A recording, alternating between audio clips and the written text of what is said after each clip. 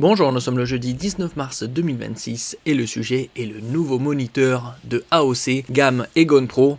La gamme Egon Pro est le top du top chez AOC, produit haut de gamme, un moniteur 21 neuvième, un tiers plus large que le 16 neuvième, QD OLED, QD pour Quantum Dot, c'est un film nanométrique qui est appliqué à la matrice et qui permet d'étendre la zone colorimétrique reproduite par l'OLED qui est déjà très bonne, avec technologie tandem à 5 couches et une luminosité allant jusqu'à 1300 nits en pic avec la technologie HDR dans les jeux et les films. HDR, High Dynamic Range, pour des images de meilleure qualité tant au niveau de la luminosité, du contraste, des couleurs et des détails. Un moniteur qui est similaire à celui de MSI, le MPG 341 CQR QD OLED qu'on avait vu il y a quelques semaines. Le moniteur de jeu AOC Egon Pro AGP 346, 34 pour 34 pouces, UCSD est arrivé.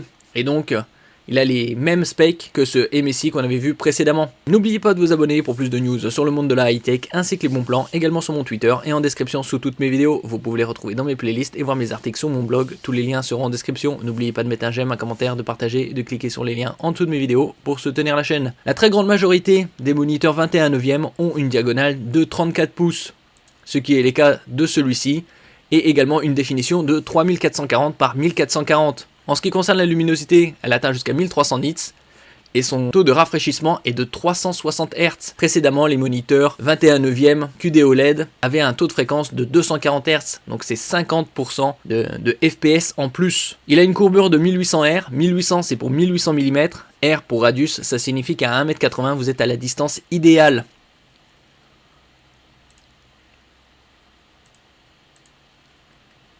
Au niveau de la connectique, elle est riche, double HDMI 2.1, la dernière norme, et un port DisplayPort 2.1. Il y a également 3 ports USB 3.2 type A, format rectangulaire classique, un port USB type C avec mode DisplayPort, vous pouvez l'utiliser comme entrée vidéo, et Power Delivery 15 watts. Celui dont je vous avais parlé précédemment, le MSI, qui a les mêmes specs, comme on peut le voir, 34 pouces, courbure 1800 R, définition 3440 par 1440, 360 Hz, technologie Pixel V-Strip, c'est-à-dire vertical, alignement vertical, tandem OLED, exactement les mêmes specs, puisque en mode HDR c'est jusqu'à 1300 nits, la connectique double HDMI 2.1, un DisplayPort 2.1, la différence c'est au niveau du port USB-C qui a un Power Delivery bien plus important, 98 watts. Ici il y a 2 ports USB type A et un port USB type B, donc une légère différence entre ce Egon Pro et le MSI. Une très bonne couverture bien évidemment du DCI-P3 99%, Adobe 97% et un delta E inférieur à 1. Plus le delta E est proche de 0 et plus la matrice reproduit fidèlement les couleurs. Si on peut voir sur le côté les 2 ports USB.